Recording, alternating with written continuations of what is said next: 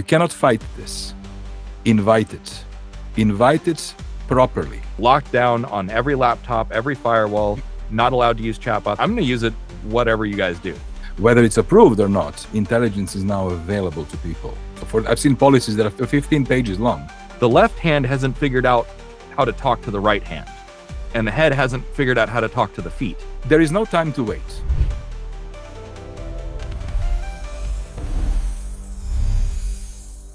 Welcome to Critical Path, because surprise is expensive. In this podcast, we're talking about what executives and leaders can do across every industry in the face of generative AI. My name is David Shapiro, and I have with me today my co-host, Dalibor Petrovic, and we're going to do some brief introductions and give you a little bit of context about this podcast, because this is a relaunch, this is a new direction. But if you, depending on which platform you're watching us on, you might know me more, you might know Dalibor more. So we'll just do some brief introductions. So for my case, I've been in technology for almost 20 years now. I spent the first 15 years in IT infrastructure, cloud automation, and the last 5 focusing on artificial intelligence, specifically generative AI. So that's my introduction. And here we have Dalibor Petrovic, senior partner at Deloitte, since retired, with more than 30 years of industry experience. So Dalibor, thank you for being my co-host here today. It's a pleasure, David. So yes, I bring to this about 30 years of business transformation through technology and leadership activation experience.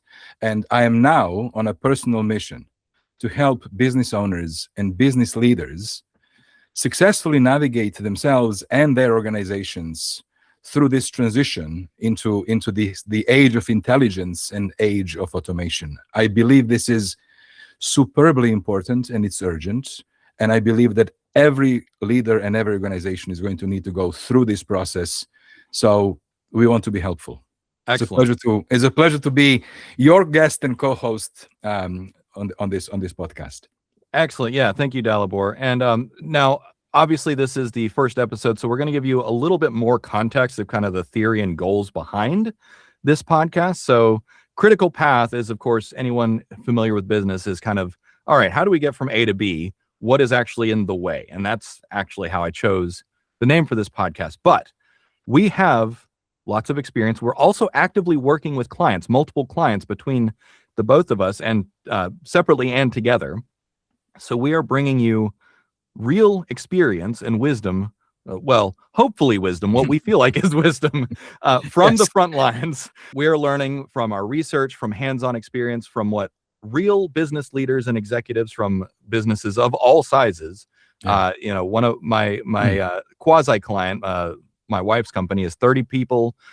We have clients that are mid-market. We have gigantic organizations. We talk to all kinds of people. So that's a little bit of framing. So Dalibor, I know you had some thoughts that you wanted to share about exactly the goal and the future of this podcast and our mission. I mean, really our mission. What is, from your view, what is our mission for this podcast? Well, the mission is to provide clarity and confidence to business leaders, whether they're business owners or CEOs or executives, in, first of all, how should they think about this moment that we are in? What is intelligence and automation mean to them, both personally and professionally, and to their organizations? And then provide them with guidance, with analysis, with responses to questions that they may already have, or questions that they're still to discover, on how to actually navigate, organize, and mobilize themselves and their people to lead their organization into the future version of itself. And when I say future version of itself, what I explicitly mean is taking your organization from wherever it is at now and turning it into a much more intelligent version of itself, much more automated version of itself, while still being an autonomous version of itself. So intelligence, automated, and autonomous. And autonomous means a lot of things, including sovereignty and so forth. So that really is, I think, that what I believe, what I would like to accomplish through this series of conversations, to provide it ongoing guidance, clarity, so that you can gain confidence. Absolutely. And, for those who are up to speed, which if you're already engaged with us or watching us or know who Dalibor and I are, you know that we believe that this is the single most transformative period in all of human history, let alone business. But of course, business is a big part of that. And my personal mission is to help build the automated future, because I'm always talking about post-labor economics. Well, we still need humans. And for the foreseeable future, there's going to be a huge amount of work that needs to be done to get there. So with all that being said, our first topic, our inaugural topic for Critical Path, is the dark and mysterious world of shadow AI. So for anyone who is not familiar with the concept, this is borrowed from shadow IT, so shadow information technology, which anyone who's been in business or technology for probably more than 5 minutes understands that there are dimensions of technology, and the larger the business is, the more of these dimensions there are that you're not aware of, whether it's unapproved software, whether it is policies that are, kind of optional, various dimensions of looking at this. But AI, specifically generative AI in the form of chatbots and now agents, are forming the next layer of shadow IT, and that's specifically what we're calling shadow AI. So that's my introduction to the topic. Now, Dalibor, what are the, just top of mind, what are the top things that you're seeing or noticing, or the questions that we're getting asked from clients at the actual forefront of this? Well, first of all, what we are seeing is that there is a proliferation of employees in companies using AI, approved and or not approved. And this is, I think, first and foremost, a message and evidence that people are finding value in using AI to help them propel their work. So, David, you know the statistics. You have done the research to pull in the numbers. I'm sure you're going to tell us the numbers. But in my personal work, and I have a pleasure of working with both public sector organizations of large size, 50,000 people and more, but also small privately owned companies. In each circumstance, there is a high percentage of employees who are leveraging AI at work. This is a risk that needs to be understood. This is the opportunity that needs to be taken advantage of. And I think that a lot of organizations are now struggling with exactly the same question. How do we actually corral, not block, not stop, not prevent, but properly corral this need, quite frankly, and organize ourselves to deliver it to people safely, productively. So that is really the moment that I think we find ourselves in at this time. Yeah. And to answer your question about the statistics, I will not try and cite all, statistical numerical violence, because there's lies, damned lies, and statistics. But, depending on which survey you look at, it's everywhere from 40% to 80% of employees are using AI, whether or not it is approved. And the reason I offer some caution is because some of these surveys are not necessarily robust or rigorous, but what we are actually seeing from the front lines, from people that we've talked to, from CTOs to CEOs to VPs and directors, and of course on down, because I've got a pretty large audience, and if you've been following along, I've posted some questions on Patreon, on Substack, on YouTube, and various other places, on Twitter, to just get some more stories. And the bottom line is that there are many people at every level of the organization. This is to me the funniest part, and I'll explain why I find it so humorous in a moment. But everyone is using it, whether it's the C-suite, whether it's middle management, whether it's individual contributors. And some of the studies show that the C-suite is actually the biggest transgressors of using unapproved AI, because they're like, well, I know what I'm doing. And of course, if it's your company, then it's entirely your prerogative to use ChatGPT or Claude or Gemini or whatever you choose to use, whether or not it's been approved by HR and legal and IT yet. But the reason this is funny to me is because the left hand hasn't figured out how to talk to the right hand, and the head hasn't figured out how to talk to the feet. And they're all trying to do the same thing. They're all using AI to get benefit, and they're afraid. This is one of the primary things, is Middle management is like, well, I have to use AI to keep up because, lots of companies are cutting middle management because they're like, well, what do we need you guys here for anymore? Yep. Individual contributors are using generative AI to get ahead of their peers or to try and safeguard their competition. And at every level, a lot of people are also lying about it. And sometimes it's an overt lie. The surveys say like, 26% of individual contributors will just use an unapproved AI, even if it's outright banned, or 46% or whatever it happens to be. It is a non-trivial percentage of employees are going to use this at whatever level they're at. So, and the incentive structure behind this goes to what you were mentioning, Dalibor. The incentive structure is why this is happening. Because everyone feels like, well, I need to keep up, but I don't want to get punished because of the risks that are involved. So that's kind of the high level of what I'm seeing, both in the research and at the front lines. This is simply evidence that people want more intelligence, and that more intelligence is good. And it is really difficult to pause and stop people from leveraging intelligence when intelligence is available to them. Whether it's approved or not, intelligence is now available to people. So to me, the message to businesses is this: you cannot fight this. Invite it. Invite it properly. And here is what properly here means. In my experience, and now, as I mentioned, I'm working with organizations actively on this particular problem for the last number of years. I would compartmentalize what many people call AI transformation into two linked but separate activities. There is an actual deployment of additional intelligence into the enterprise, into the people, leaders and people, and there is automation. And most people actually confuse the two. They refer to both as AI. This is, I think, something that we need to clarify, and I want to clarify at the get-go. It's one thing to deploy frontier models to your people to enable them to be more productive, more creative, more intelligent. That is a different and distinct set of activities from leveraging technology to automate your processes, remove bottlenecks, remove manual work, and so forth. That's automation. And automation can be intelligent. It doesn't have to be intelligent. As a matter of fact, many automation experts will say, you actually do not want to have a generative IT on your automation, for goodness sake. You want a predictable result. So now, when we clarify these two, now let me zoom into the intelligence one first.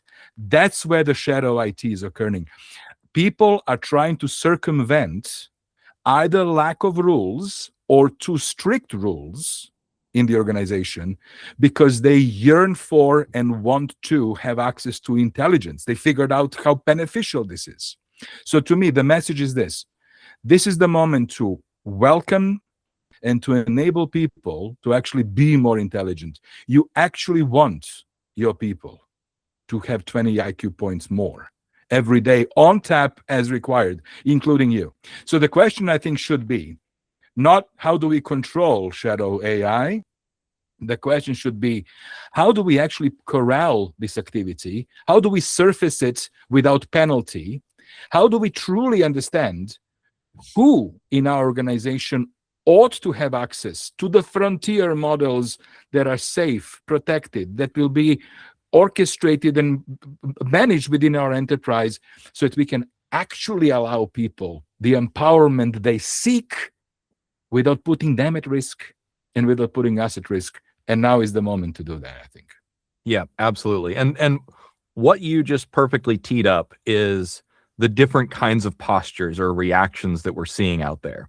And interestingly, from obviously people that have decided to work with us are not going to have this posture, but the research that I've done shows that this is the most common posture, which is what I characterize as the don't ask, don't tell policy with generative AI.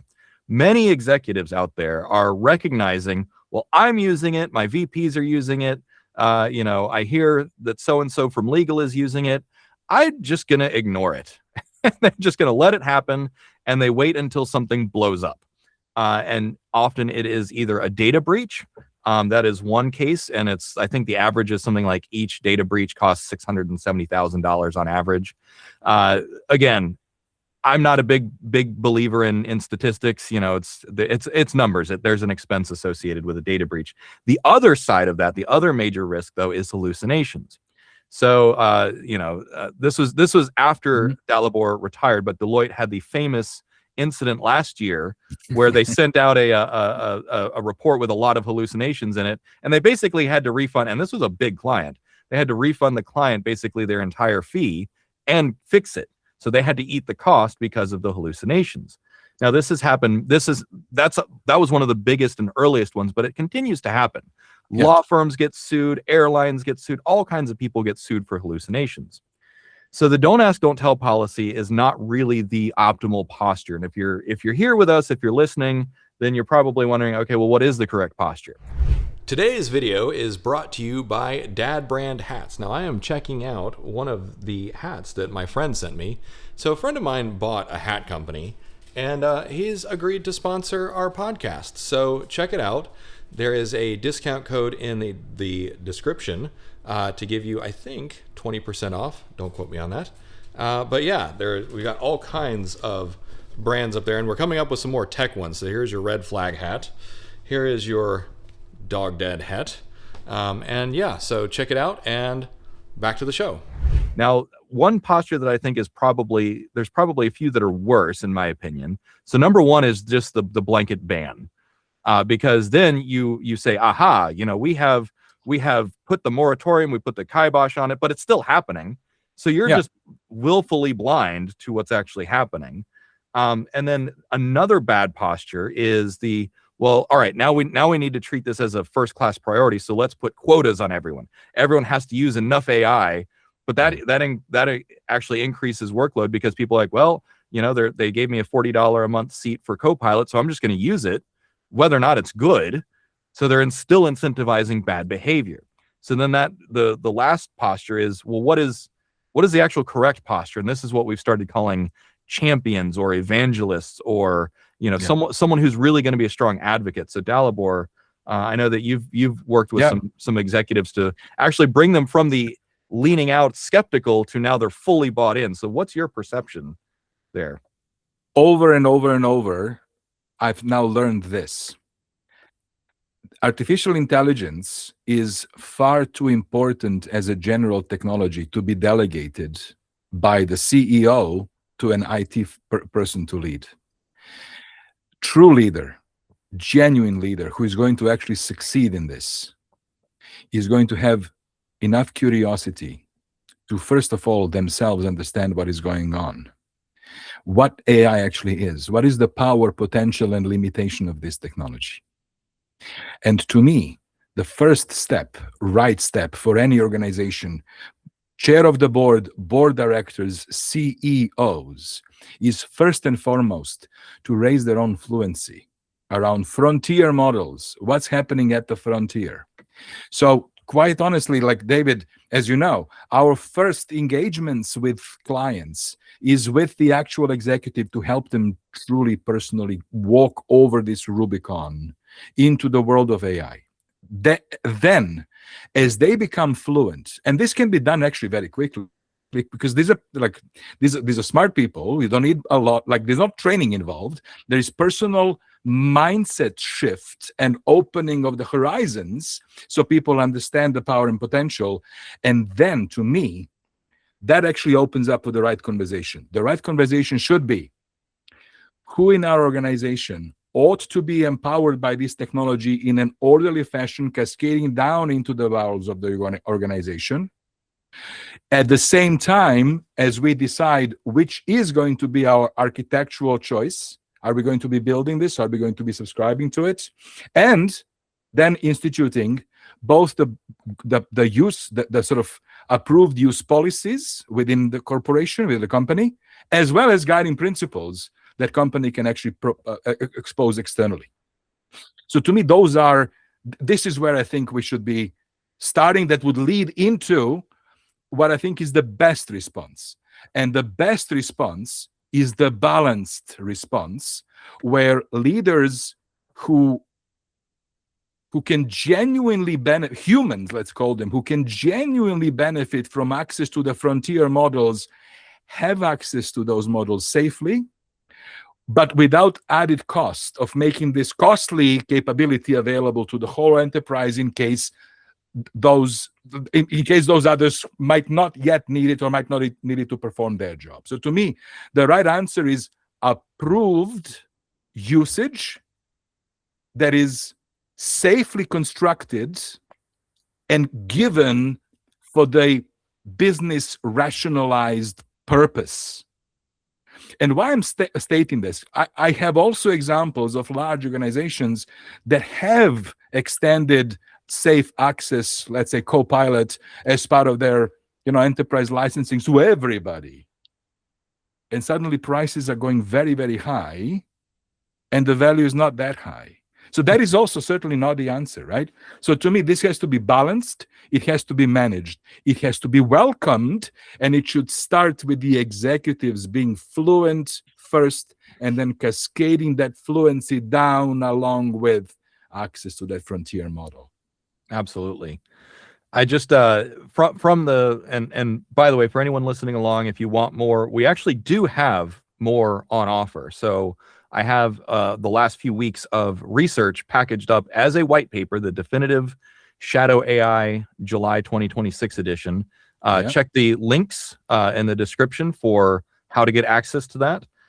But so if we have convinced, let's just imagine that our audience, we've convinced them that Shadow AI, you can't ignore it, you can't stop it, so you have to embrace it.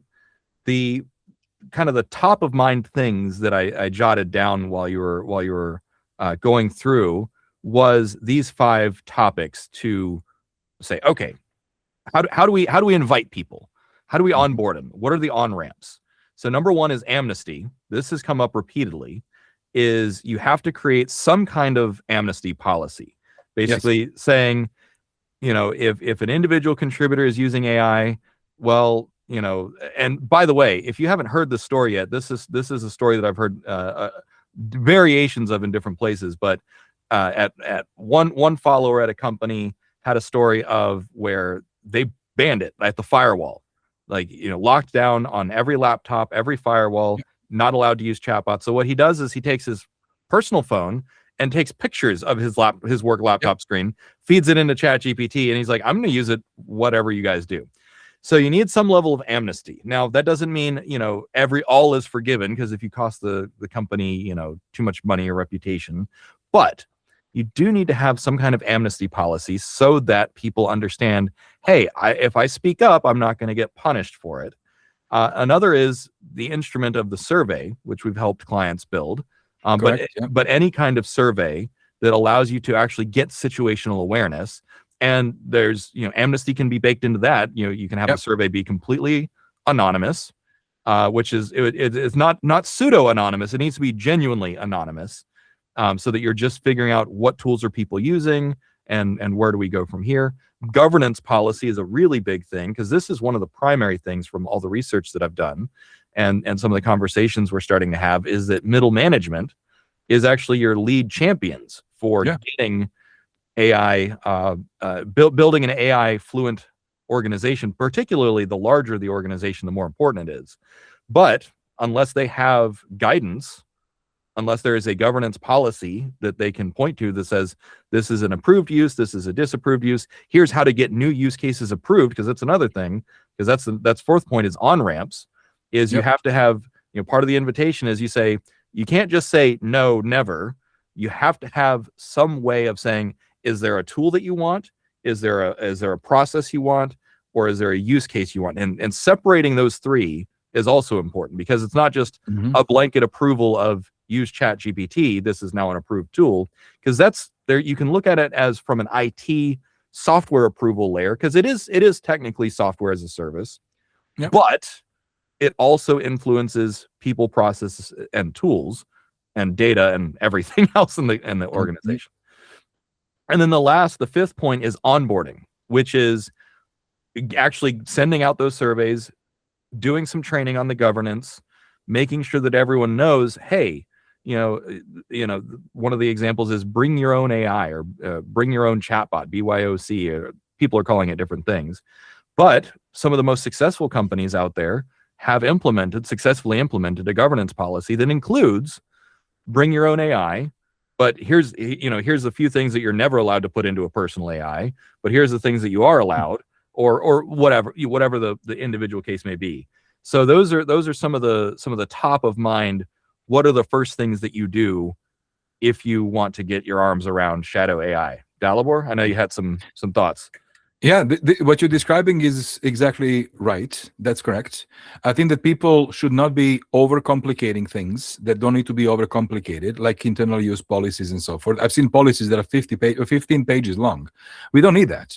If you are a medium business, you need a one-pager that describes what is allowed, what is not allowed, provide amnesty, and get people to actually be honestly tell you what is it that they're using and for what reason.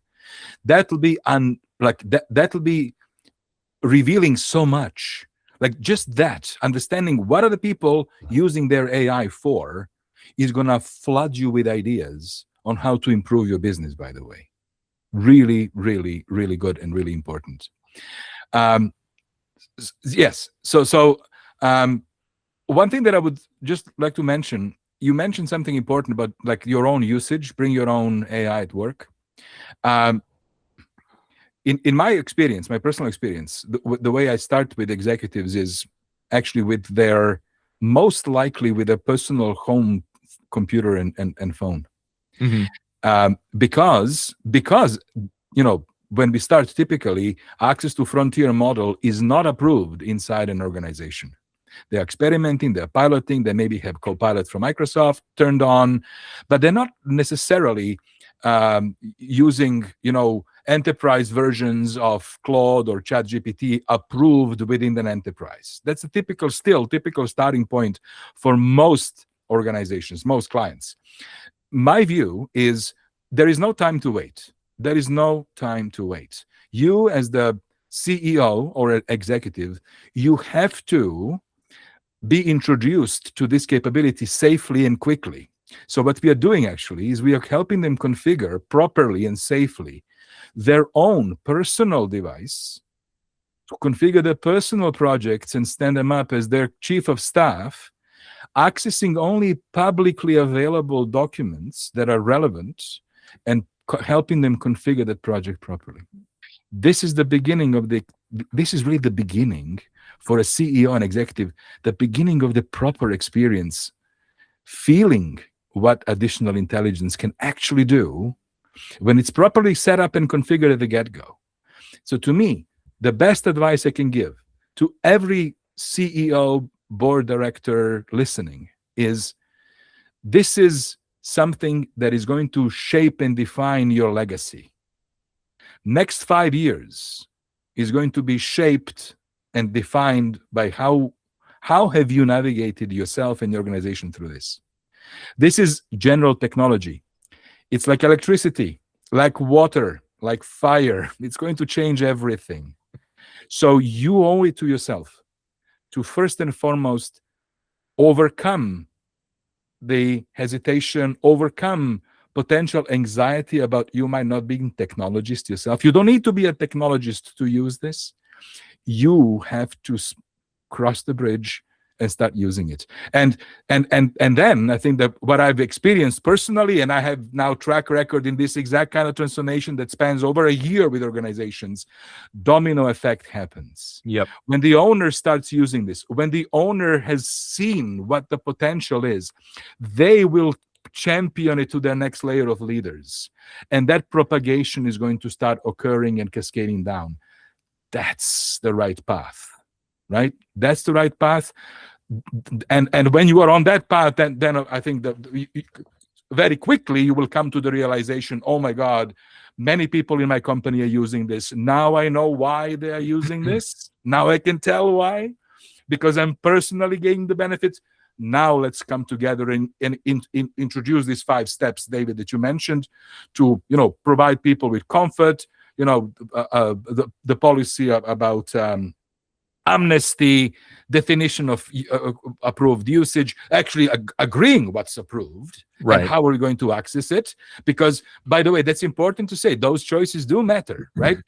And they do matter both for companies inside the United States, organizations outside of the United States, data residency, sovereignty. All of these factors need to be considered, but they can be solved. We now know how to solve those. They can be solved. You will be very well served if you were to directly address and help your shadow AI become sunlighted AI, right? And then well illuminated, yeah. Yeah, well illuminated, and then properly balanced to the degree where it financially makes sense. While I believe that eventually financially it will make sense to go all the way in, and that every human that is employed will eventually find a way to be empowered and strengthened by AI. That might not be the case at this moment in time. So you need to be mindful about how deep do we go. But I think that illuminating shadow AI is going to be a very important milestone, quite frankly, along the way. It is. That is why I chose this as the first topic, is just because if you don't realize how important this is, then that's step one. So Yeah. the last point I'll make, and then we'll close out by just telling you a little bit more about what to expect from us and how to get in touch. But the last point is that the general emotional arc that I've seen people go through repeatedly, executives and business leaders, they start with skepticism often. And by the time they get to us, they might not be skeptical anymore, but they often started skeptical. And then there's excitement. Say, wow, this is cool. I use this all day, every day. And then there is often fear or anxiety as they like, wow, this is big. This is going to change everything. Followed by paranoia as they realize that everyone is using it and that they don't know what they don't know. And then finally, after the blackening of all the emotions and all the fear and the grief, then the excitement starts to come back. And that's usually when they're working with us, because they're like, these guys know their shit.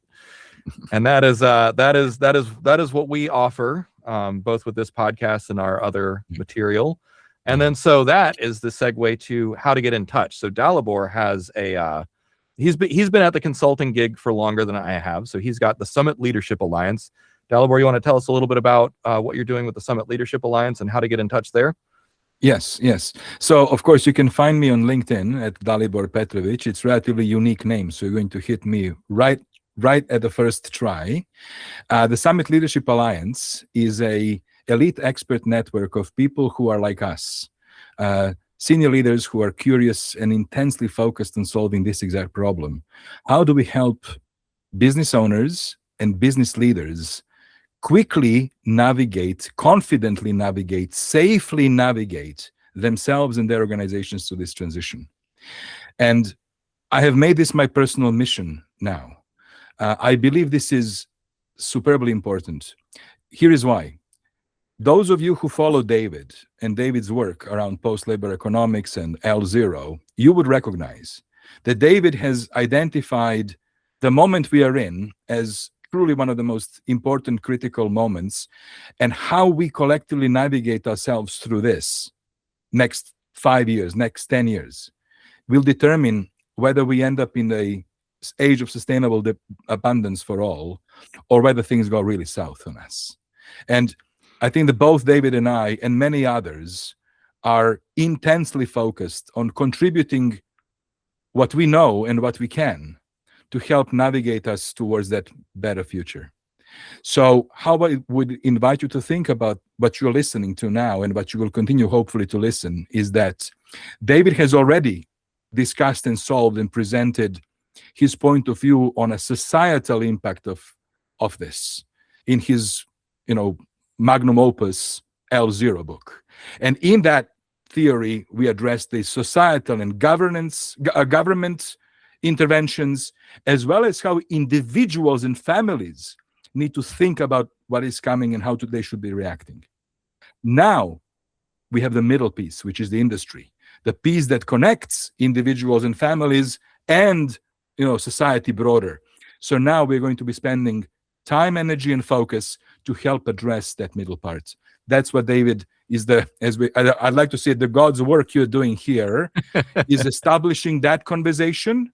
And because it is so important and urgent, we are going to make sure that we're discussing really hot topics, real life examples, real stories that you can learn from, supported by our research that you can then download. And if you wish to engage with us directly, the Summit Leadership Alliance, as David mentioned, is here. David, of course, one of our allies, and others who are here to provide you with one-on-one, personal, confidential thought partnership so that we can help you navigate through this with confidence and clarity. Excellent. Yes, and this podcast will be going out on multiple platforms, so I'll just give you a quick rundown as to where you can find more of us. So there's my main channel on YouTube, Dave Shap, and then Dalibor also has a YouTube channel, TechTonic Conversations, as well as a Substack by the same name, TechTonic Conversations. This will also go out on my Substack. And if you want to follow us and get updates, we do have periodic updates going out, mostly on Substack. There'll be email address to get in touch for consulting inquiries. And then also, as I mentioned, the white paper that I have prepared for all the research that we've done for Shadow AI. I've got that available to Patreon and Substack subscribers right now. And if you get in touch with Dalibor from one of his platforms, I'll make sure that he has access to give that to you as well. And we will see you all on the critical path. David, and one more thing that I should mention, because this is half jokingly, but I think it's like and subscribe, right? Like and subscribe. We will see you all next time. I'm sure we will pop up, and have a good one, everyone. And thank you, Dalibor. Looking forward to next week. Thank you very much, David. Bye-bye, everyone.